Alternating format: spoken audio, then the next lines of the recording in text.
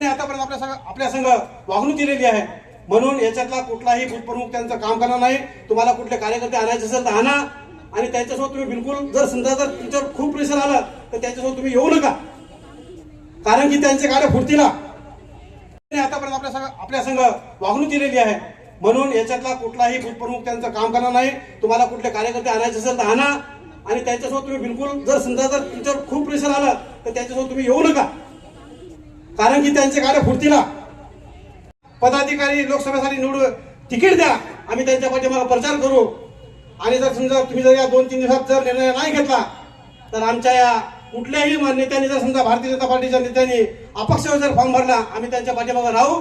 युवा मोर्चाचं ठामपणे काम करू. नाहीतर आम्ही सर्व आमच्याकडे पदाधिकाऱ्याचे राजीनामे आलेले आहेत, ते राजीनामे तुमच्याकडे देणार. तुम्ही राजीनामे आमच्या त्या दिल्लीला पोहोचवा की इथं भारतीय जनता पार्टीचा कार्यकर्ता कोणी काम करणार नाही. कारण आपल्या जिल्ह्यामध्ये लोकसभेमध्ये भारतीय जनता पार्टीचे जिल्हा परिषद सदस्य आहेत, नगर परिषद सदस्य आहेत, ग्रामपंचायत जास्त आहेत. त्यांचा तालुका अध्यक्षही सध्या पदावर नाही. मग त्यांचं काम आमच्या भरोश्यावर कसं करायचं? आम्ही त्यांचं बिलकुल काम करणार नाही. आमच्या भावना तुम्ही वरी कळवा. आम्ही 2 दिवसामध्ये तुमच्याकडे राजीनामा आजच्या रोजी देणार आहेत. तुम्ही 2 दिवसात आमचे राजीनामे त्या ठिकाणी पोहोचवा. त्याला कळू द्या की इथं भारतीय जनता पार्टी त्यांचं काम करणार नाही. कारण इथे खूप मोठ्या प्रमाणात त्यांच्यावरती आमच्यावर अन्याय झालेले आहेत. आम्ही त्याच्या खूप वेळेस आम्ही जेव्हा समजा महाविकास आघाडी त्या सत्तेत होते त्यावेळेस त्याचं आमचं ऑफिस आमच्या भारतीय जनता पार्टीने तिथे रंगवण्यात आलं.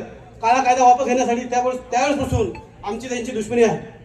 म्हणून हे कार्यकर्ते त्यांचं बिलकुल काम करू शकत नाहीत, कारण त्यांनी सूडबुद्धीने आतापर्यंत आपल्या संघ वागणूक दिलेली आहे. म्हणून याच्यातला कुठलाही बूथप्रमुख त्यांचं काम करणार नाही. तुम्हाला कुठले कार्यकर्ते आणायचे असेल तर आणा, आणि त्यांच्यासोबत तुम्ही बिलकुल जर तुमच्यावर खूप प्रेशर आलं तर त्यांच्यासोबत तुम्ही येऊ नका, कारण की त्यांचे गाड्या फुटतील. ह्या सर्व कार्यकर्त्यांच्या भावना आहेत, त्या भावना माझ्याकडे पोहोचल्या, मी ते बोलून दाखवत आहे. म्हणून आपण त्यांच्यासोबत कोणी प्रचाराला येऊ नका, ही आमची तुम्हाला हात जोडून विनंती आहे. जास्त न बोलता आम्ही थांबतो. जय हिंद, जय श्रीराम.